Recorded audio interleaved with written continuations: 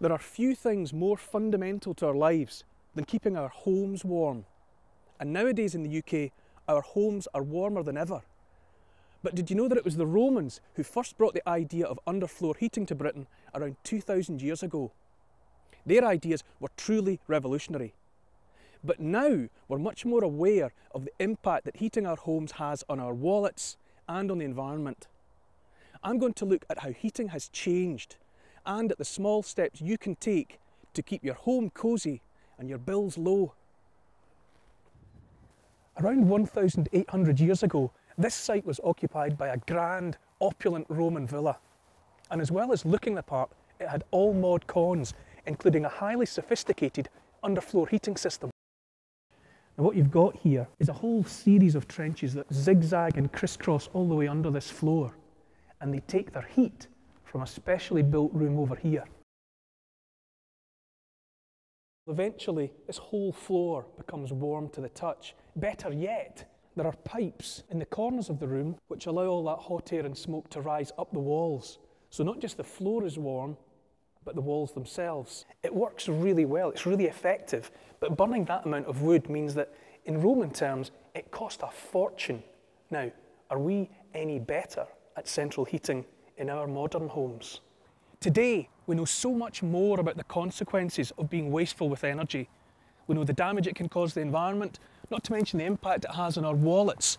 So we have to use the available information to make wise choices, how to make our homes more efficient.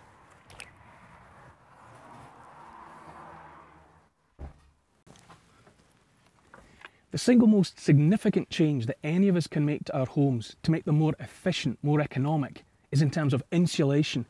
If you've ever put your head into the attic space in your home, you'll recognise this stuff, basic rock wool insulation. The minimum depth is 150 millimetres, and it makes all the difference. It saves hundreds of pounds a year. The fact is, fewer than half of British homes have enough insulation. So find out what's the best kind of insulation for you and for your home. Makes all the difference. Now, spot the deliberate mistake here. It's the hot water tank, but it could be far better insulated with a lagging jacket. If that was the case, it would be just as good at keeping the water hot, but it would use less energy and cost less money. Saving energy, and therefore saving money, can be about taking very simple steps. On a hot day, closed curtains will help to keep the house cool.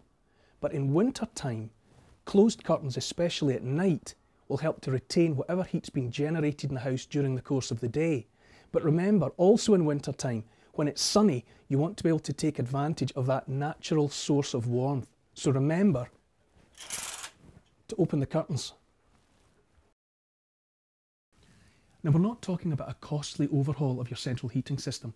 There are modifications you can make to your existing system very cheaply that will make a difference. When it comes to radiators, they're often positioned under windows. Now, where they are in that position, make sure that you don't have curtains draped in front, because that will encourage the heat to funnel up under the fabric and you'll lose all that expensive warmth through the glass. This radiator is positioned on an outside wall, and you don't want to lose any heat into the outside. Now, you can stop it leaving by putting something as simple as common or garden kitchen foil, shiny side into the room behind the radiator. There's even purpose-made material that does the same job more effectively. You cut it to size, you fit it on the wall behind the radiator, and instead of losing heat, you're pushing it back into the room. And here's another of these tips that we all know but so few of us put into practice. Turn the central heating down a bit. Turning the thermostat down by as little as 1 degree will cut your carbon output by as much as 325 kilograms a year. And it will also cut £35 off the average annual heating bill. You should always remember as well to use the timer so that the central heating only comes on when it's needed and is switched off when it's not. You might have to look out the instruction manual to help you achieve that one. But there are even more simple ways to stay warm. If you're feeling the cold, instead of turning the heating up, put a jumper on. 15 minutes before you go to bed, put a good old-fashioned hot water bottle under the covers before you get in. And keep a blanket on the end of the sofa, then you can wrap up warm whenever you feel the chill. Hopefully, you're now rethinking how you can safeguard the environment and save yourself money. To find out even more about what you can do every day and everywhere, look at energyrethinking.org.